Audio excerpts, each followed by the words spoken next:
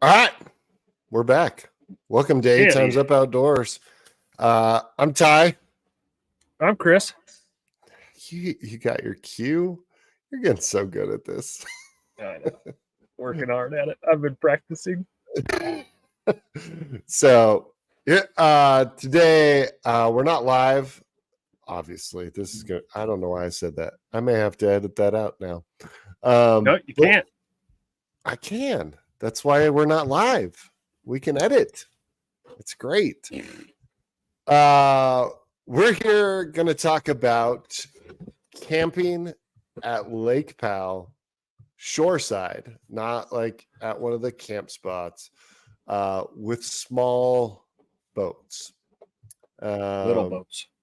Yeah, a couple years ago, I did a video called Top 7 Camping Tips for First-Time Campers at Lake Powell. I'm pretty sure that's what it is. We'll put that link right about here, so you can go watch that if you need to. But this time, we're going to do both of our top 5 tips for camping at Lake Powell with small boats. And I think both of us would agree that camping at Lake Powell, well, just being in a small boat on Lake Powell is intimidating, right? Yes. Yeah. Yes. Yeah. So this was your first time. Give it. Yeah, there's a moth. It's gonna, Yeah. I keep It's worse seeing than- it. I'm like, get out of here. Got it. Nice. Well done. First time impression. This was your first time going to Lake Powell. Leading up to Lake Powell, what were you thinking? What were you feeling about camping and boating down there? Little fish, really, really big pond was kind of the main thought, anxiety, or I was feeling a little apprehensive about having such a small boat with only a 40 horsepower motor and trying to travel a far distance to cover a lot of ground and not having cell service, not having access to things that would be able to help me if whatever reason, if I needed it. Mm-hmm. Knowing that camping typically requires a decent amount of gear, and where do you put that on a small boat? Are you going to be able to make it? Like, do you have enough fuel? Like, logistically, it's just more challenging with a smaller boat than if you had one of those behemoths, 6 450s off the back and 30 Right. feet length or front to rear. Yeah, it's just harder. Yeah. Yeah. And we were, so just to give perspective for everyone, so I'm running a 16-foot pontoon boat with a 60 horsepower, older, everything about my boat is older, engine on it. And then Chris is running a 2016, 2018, 2020. 2020. Yeah. He's bougie. Tracker 16-foot with a 40 horsepower motor on it. So these are not big boats. And there were 5 of us that were going on this camp trip. So let's get into it.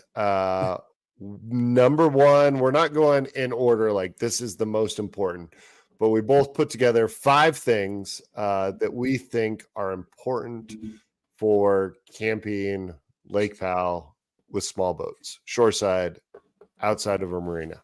Ready, go. Number 1, be very, very, very selective on what you're going to take. And that, like, all the way down to the nitty gritty of like what you're going to wear, when you're going to wear it, why you're going to wear it.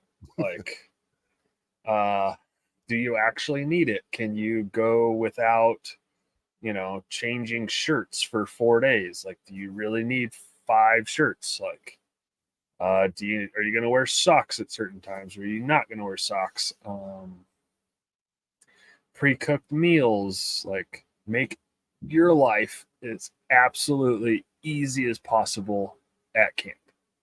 because like resource wise, you just don't have it, right? Like cooking is a big enough chore. And then to cook on unstable ground, to not have, all of the dishes necessary, to not have light. Holy cow. Not having light, and like it's a recipe for stitches. uh so yeah, just being very critical of what you're taking, why you're taking it, and where you're going to put it, and how many things can that one item accomplish. So like a bunch of multi-use stuff would be better. All right. Yeah, I think that's accurate. I mean, I think I kind of knew you were going that route. I would have put pack less as like one of my tips. Like take whatever you're going and just pack less. If you're trying to go any distance, I think that's part of the thing. Like we went 15 miles ish outside of Bullfrog, and so we had a fair amount of ground to cover. And we 100% had way too much crap. Yes. But yeah, I think being selective, if you pack, is important. My first one was actually going to be, you hinted at it, but is doing all of your meals. We tried to be, well, everyone likes a good hot, home cooked meal. And, with our other trip that's coming up here soon, we go kind of overboard with the meals and stuff. And so I think we kind of tried to bring some of that into Lake Powell. And the resources, like you said, are just, it's difficult to do. And so pre-cooked meals that you can throw in a pot, reheat, and serve. That would be my number one tip, because we had 2 of those meals that were that way, and they were fantastic. They were easy, they were great. And then there was a couple other meals that were, we were trying to cook, and we were using a Blackstone griddle for all of our cooking, which was great, but it was a lot of work and probably something we didn't necessarily need to haul out there. Right. So I would say that. I will say too, I think something that I would add to that is lunch is your big meal. Like make lunch your big meal, Yeah. because that's the time of the day where you have nothing to do if you're going for fishing. Um, Yeah. because you're trying to kill time in the middle of the day. So make lunch your big meal and make dinner and breakfast easy, simple, quick, and fast. I'd agree. Number 2. Number What do 2, you hang on, I gotta pull up my notes. This one was kind of different for me. And I kind of had to, I noticed I like what isn't broken and I do not fix it. So if it ain't broke, I don't fix it. And I take what I do at like Taylor or Blue Mesa, and I tried it there with trolling and doing lead core line and weights and that kind of stuff. And we caught a couple fish, but Right. I didn't mix it up enough. So I would say number 2 is like mixing up tackle and not being afraid to switch and try a very wide variety of things. I also, because I was reluctant to admit that to myself, also identified in my fishing ability the weakness of like quote unquote finesse or bass fishing, right? Like I just don't do that enough. Right. So I really need to next year, this upcoming year, like push myself to get out of my comfort zone of what I'm normally in and try, the plastic baits and the Ned rig, all that nonsense that I have a lot of, but I Right. never use. Right. That's fair. Yeah. Yeah. So, what's your number 2? What is my number 2? All right. So my number 2, camping related here. This is a weird like life hack that I read, and I'm glad I read it. It ended up being part of our packing problem, but I think it's a part of our packing problem that I'm okay with. And that is this: if you freeze Gatorade bottles, because of the electrolytes and the salt in them, they freeze at a lower temperature than water. And so if you make that the base layer in your coolers, they will actually cause ice to refreeze around them at the bottom of your coolers. And so we had our two main coolers, both the bottom layer was frozen Gatorade bottles, and then we packed in like cube ice around them. But those frozen Gatorade bottles were still solid 4 days later. And it helped keep the rest of our stuff cold easier than I had experienced in the past. So that's super camping life hack right there.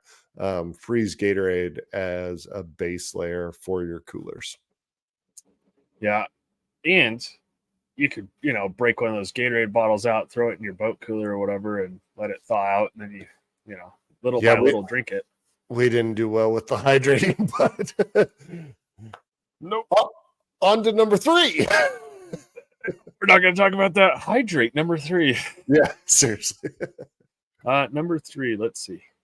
Sorry, I have to take notes because I remember stuff. I'm winging it, so you're fine. Oh, are you? Yeah, a little bit. I've thought about it, but yeah, Number 3 for me was, this kind of goes back to like switching up tackle and stuff like that, was to not pigeonhole yourself by leaving fishing gear at camp, right? Because like I kind of determined way before we ever got there that I was going to fish for catfish at camp. And, like I should have brought that pole with me and tried it, like gone out to like the main channel or gone out to like a deep section of water and just seen what happened. Right. And so I think I should have taken like, because there were times where I'd get frustrated about like, oh, I'm not catching anything trolling. I'm apprehensive about switching to plastic baits or like the typical bass fishing stuff because I don't know really how to use it very well. And so like I could have then gone and sat somewhere and just bait fish for catfish or whatever was going to take it. And then, let that work while it's sitting off one side of the boat and then blast and cast off the other side of the boat and kind of done dual purpose stuff there. But I didn't do it. I didn't bring it. Next time I will. So. Fair enough. Yep. My number 3 is sandy beaches are king. So this goes back, if you go watch the other video, the 7 tips, one of the things I talked about was how important it is to tie your boat down from multiple points.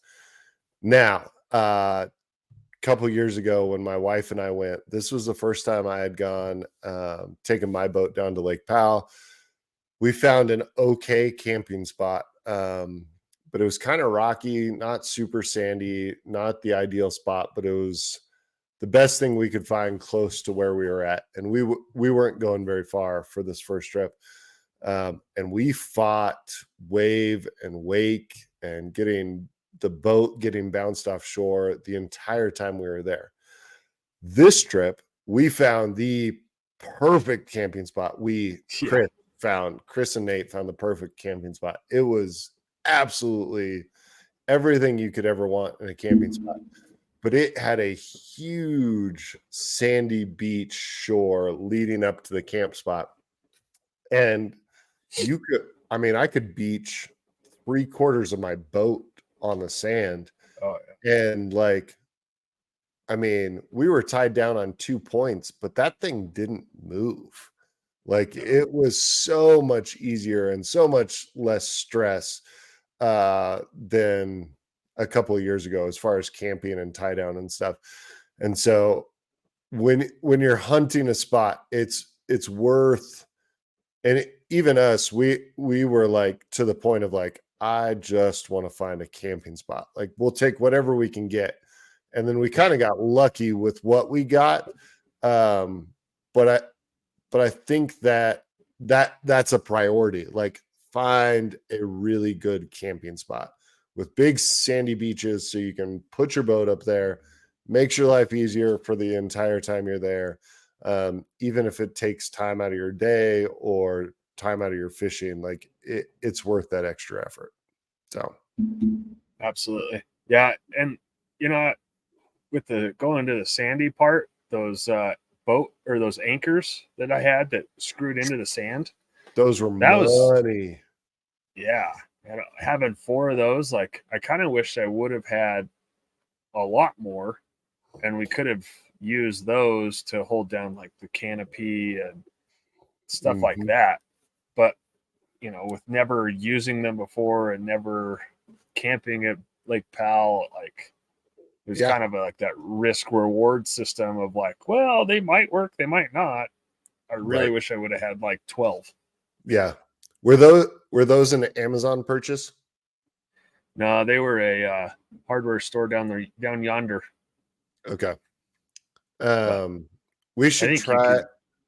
Yeah, we'll try to find something similar on Amazon and link those in the comments because I mean I was super skeptical. I did not think they were Yeah. going to, and to be honest, I didn't even know they were in use until we were tearing down Hmm. and then trying to take one of those suckers out of the sand. I was like, holy crap! Like those are in there. Like they were great. Yeah. They were And they were only fantastic. like 14 inches long, so they're really not in the sand very deep. Right. And they've just got But like a big saucer at one point, and then they're kind of corkscrewed. yeah, it's kind of like it's like a 2 paddled screw. So like Yeah. the threads are only like for 2 threads, and then the rest of it's just the rod with like an eye hook at the top, and you just screw it down into the sand until the eyelid is just sticking out. Which mine or the ones that we took were red. I think next year, and it wasn't a huge deal, but I think next year, neon rope and blaze orange paint those bad boys. Because This is for it's just inevitable. late nights coming out of the tent is what that is. Yeah, like maybe glow in the dark. I don't know. Maybe some glow sticks need to be attached. Like Mark your I had a stakes. doozy. Yeah, they there was an incident that we would Yeah, prefer not to repeat. yeah, it's fine. Yeah. Feels better when it quits hurting. All right. Number 4 for you. Number, uh, this is kind of a no brainer, and I had it packed, but I left it in the truck. A boonie hat or something that goes all the way around. And I usually don't like wearing long sleeve shirts. They're just kind of annoying to me. But those SPF shirts that we've put out for swag, and then we made the boil shirts with, like, those and the hat are worth the investment. Yep. And if you're a Patreon subscriber, you could get that from us. So, For as little as but $5 a month. Patreon.com/8timesup outdoors. yeah, but I'm really happy I, wore the long sleeve shirt. I did get sunburnt a little bit when I was beer bobbing. Right. But yeah, my neck, my ears got a little bit. That's pretty good about putting on sunscreen, but still, it just makes life a little easier. So I wish I wouldn't have forgot that stupid hat. I brought mine and I never ended up wearing it. I wore yours for just a minute, and Yeah, you got a fat head, man. I've got a fat head, but apparently yours is shaped funny or something. I don't know. Yeah, that's what Mom said. That got weird. Now I'm not sure. I'm trying to figure out number 4. Trying to figure out number 4 here. What else went well that I would recommend? So this is more fishing related.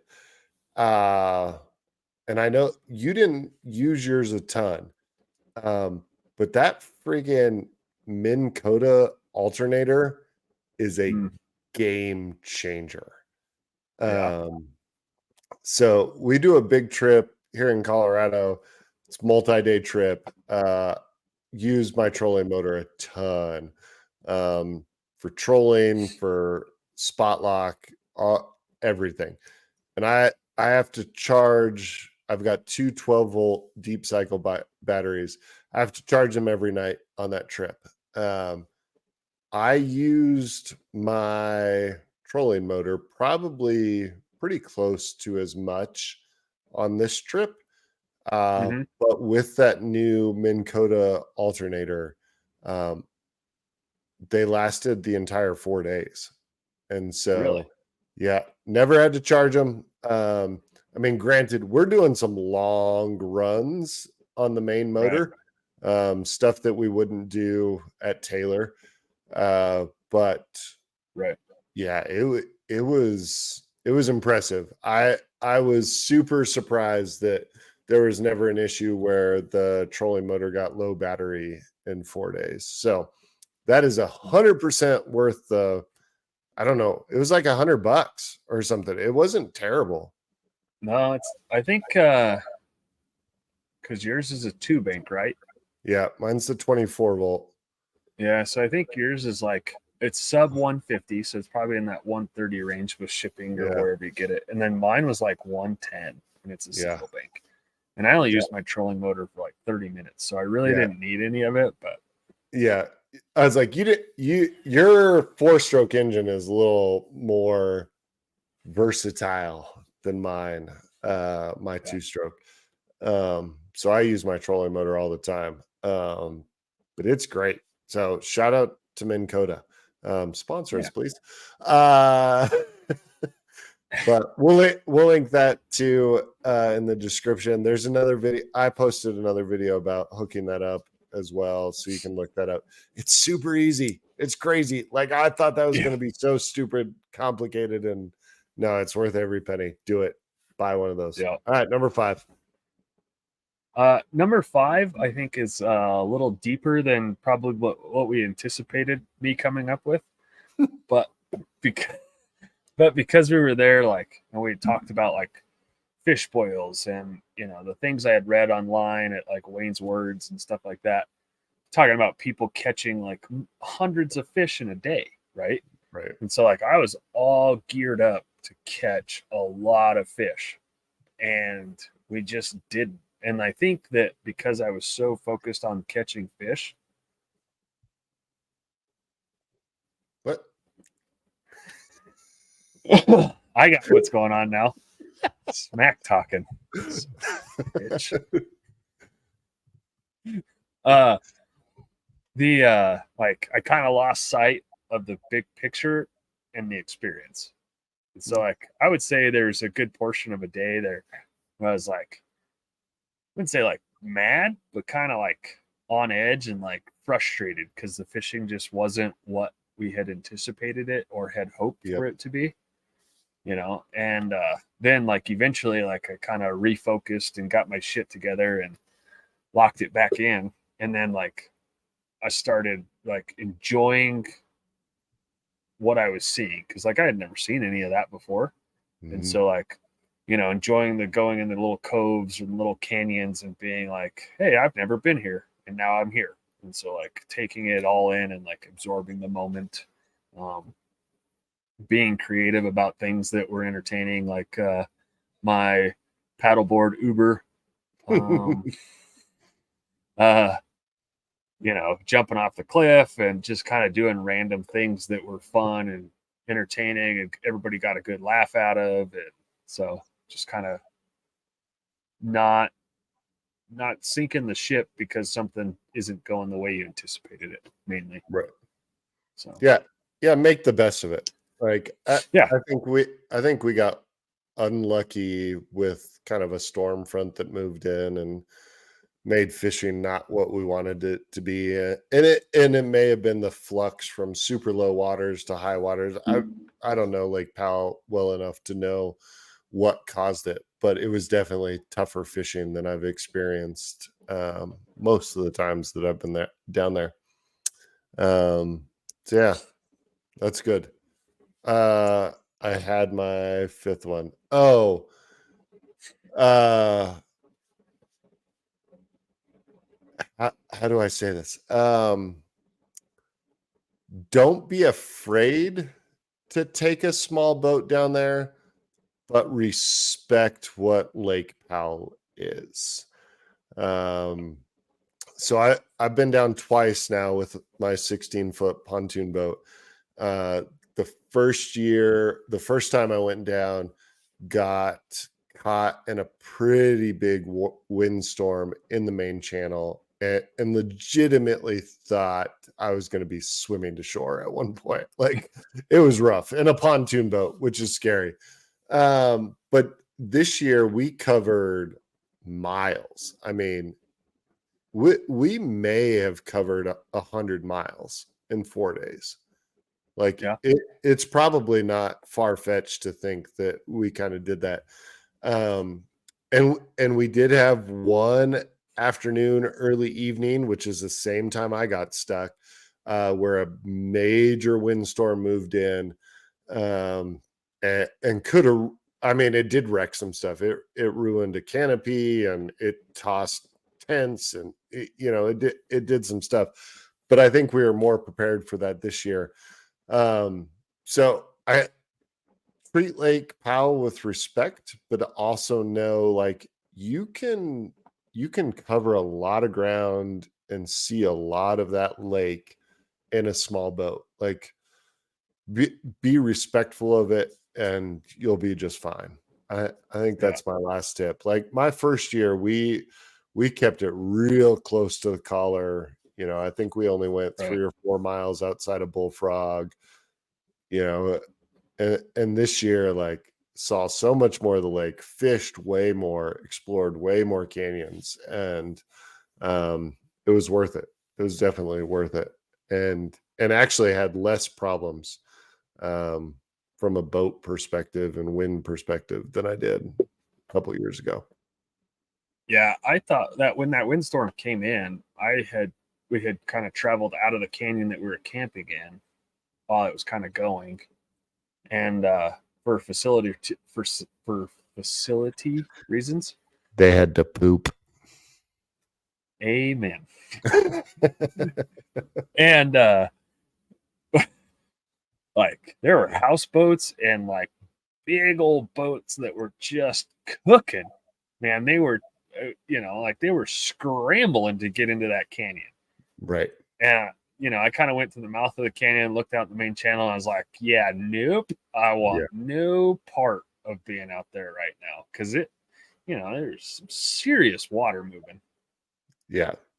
Now, the main channel in a windstorm, you don't want to be out there in a boat, period. Like, it doesn't matter what size it is. Like, seat cover, get out of the way, don't get cocky, don't get sunk. Yeah. Just hide, especially in a 16-foot boat. Just hide. But yeah, I would definitely agree with that. I think you could do, like, I wouldn't go out there in like an 8 horsepower, flat bottom boat, but I mean a 16-foot, regular boat like mine or yours, like, yeah, you just got to be cautious. Yep. Know what you're doing. I'd agree. Any ready to go again? Yeah, I'm ready. I bet the boils are happening now. Yeah, kind of how it works. Yeah.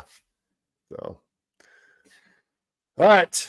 Well, until next time, thanks for tuning in. Make sure you hit the like and subscribe. Our goal is to be at 500 subscribers by the end of this year. We are over halfway there as this video is being sent out. So we appreciate that a ton. If you want to get cool stuff like this hat or that hat, and we have shirts like the SPF shirts we were just talking about, long sleeve ones, head over to patreon.com/8xupoutdoors.com. Sign up for as little as $5 a month to get that stuff. If you have friends that are fishermen in any regards, we're trying to expand and do as many different species and styles of fishing as we can. So make sure you share this with them. Tell them to like and subscribe as well. And if nothing else, tight lines. Cool Cades. And we'll see you next time.